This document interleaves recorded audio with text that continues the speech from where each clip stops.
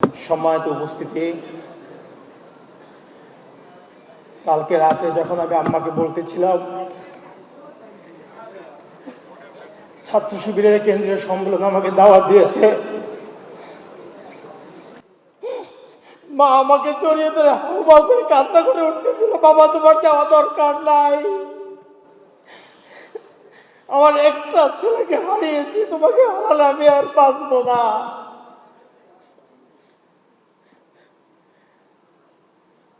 ওসমান হাদি যখন রাজপথে বক্তৃতা দিত, ফ্যাসিস্টদের চোখে চোখ রেখে শাহবাগে দাঁড়িয়ে নারায়ে তাকবীর স্লোগান দিত, আমাদের পরিবারকে হুমকি দেওয়া হতো, হোয়াটসঅ্যাপে মেসেঞ্জারে কাফনের বক্স পাঠানো হতো। শুরুর দিকে ওসমান আমাদেরকে বলতো, পরিবারকে জানাতো, পরে আর এগুলো আমাদের সাথে শেয়ার করতো না।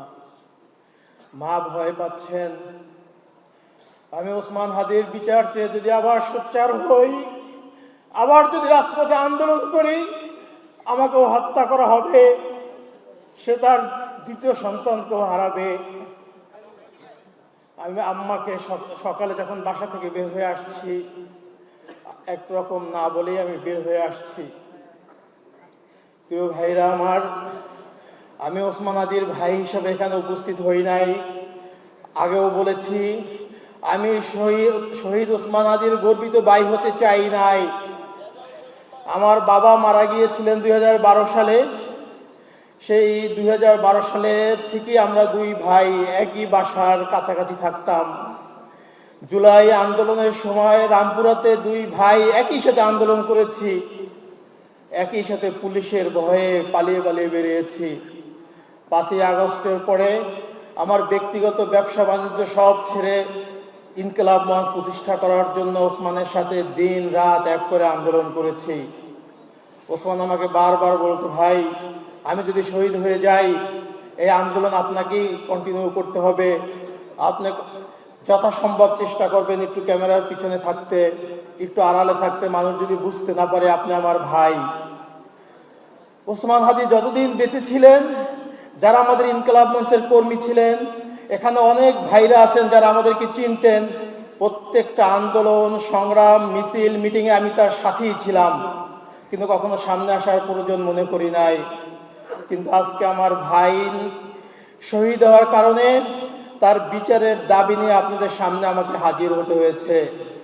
প্রিয় ভাইরা আমার, ওসমান হাদির চিন্তা চেতনা, চিন্তা শক্তি সারা বাংলাদেশে মানুষের কাছে পৌঁছে দেওয়ার একমাত্র মাধ্যম হতে পারে আজকে যারা এখানে উপস্থিত হয়েছেন। প্রত্যেকটা ক্যাম্পাসের প্রতিনিধি আছেন, প্রত্যেকটা জেলা উপজেলার প্রতিনিধি আছেন। আপনারা আমাকে বলেন, ওসমান হাদির আদর্শকে আপনারা বাংলাদেশের 56,000 বর্গ মাইলে পৌঁছে দিবেন। ওসমান হাদি শাহবাগে দাঁড়িয়ে বলছিলেন, এই আল্লাহর জমিনে আমরা কাউকে ভয় পাই না, আমাকে যদি হত্যা করা হয়, আমার পরবর্তী ভাইরা, আমার সন্তানরা এই আন্দোলনকে চালিয়ে নিয়ে যাবে।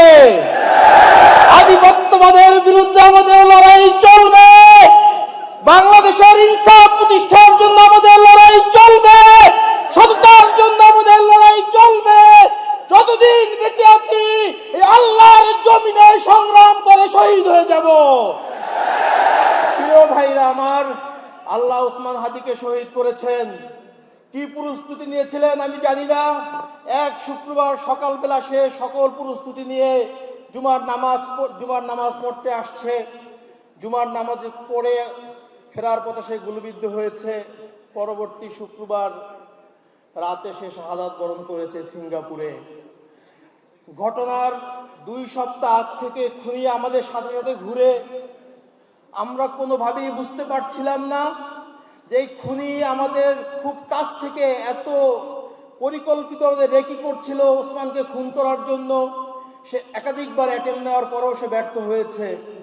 আমরা পরবর্তীতে ভিডিওগুলো দেখেছি, কালচারাল সেন্টারের ভিতরে তাকে শ্যুট করতে চেয়েছে, আরেকজন হঠাৎ করে চলে আসার কারণে সে শ্যুট করতে পারে নাই।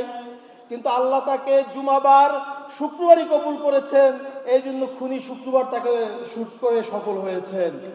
প্রিয় ভাইরা আমার, আমি আর কাঁদতে চাই না, পরিবারের দিকে তাকিয়ে আমার ছোট বোন ভাইদের আহাজারি আর দেখতে চাই না।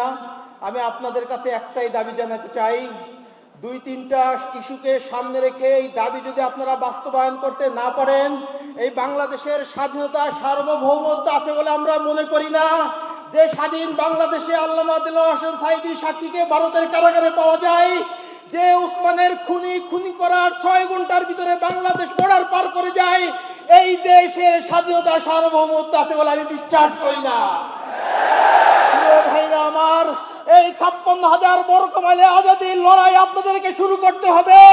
এই মুসলিম বঙ্গে মানুষের মুক্তি আসা না পর্যন্ত আপনারা করে ফিরে যাবেন না, আমাকে ওয়াদা করেন।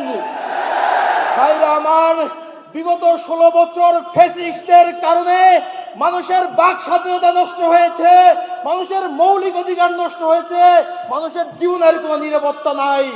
আমরা ঠিক সেই আশঙ্কাই করতেছি, আবার সেই ভয়ের রাজ্যে বসবাস করার দিকে যাচ্ছি। আমাদেরকে মানুষ ভয় দেখাচ্ছে, সামনে নির্বাচন, তোমরা এই খুনের দাবি তুলিও না, এদেশে আবার কোন সরকার ক্ষমতায় আসবে, তারা তোমাদেরকে কথা বলতে দিবে না। আমি আপনাদের কাছে বলতে চাই, কোন সরকার ক্ষমতায় আসবে কি আসবে না সেই সিদ্ধান্ত জনগণ নিবে। যদি আপনারাই কোন সরকার ক্ষমতায় আসবে আওয়ামী লীগের মডেলে নির্বাচন করে আবার আধিপত্যবাদীদের ক্ষমতায় আনতে দেন, এর জন্য আপনারাই দায়ী থাকবেন। প্রিয় ভাইরা আমার, ওসমান হাদির ভাই হিসেবে বলতে চাই নাই, একজন সহযোদ্ধা হিসেবে বলতে চাই, আগামীর বাংলাদেশ কিভাবে নির্মাণ হবে সেই সিদ্ধান্ত আপনাদেরকে নিতেই হবে। আপনারা যদি এখান থেকে পিছপা হন, কোন ধরনের আঘাত করতে চান, পার্শ্ববর্তী রাষ্ট্র হোক, বাংলাদেশের মধ্যে কোন ডিপ স্টেট হোক, কারোর সাথে যদি আপনারা আঘাত করে আবার এদেশে ফাঁসিবাদ কায়েম করতে যদি সহযোগিতা করেন, আল্লাহর কাছে আপনারা দায়ী থাকবেন। প্রিয় ভাইরা আমার, ওসমান হাদির রক্তের বিনিময়ে এই বাংলাদেশ আধিপত্যবাদ মুক্ত হোক, এই বাংলাদেশে ইনসাফ কায়েম হোক, এই আশাবাদ ব্যক্ত করে আমি আমার সংক্ষিপ্ত বক্তব্য শেষ করছি। ধন্যবাদ। আসসালামু আলাইকুম রহমতুল্লাহ।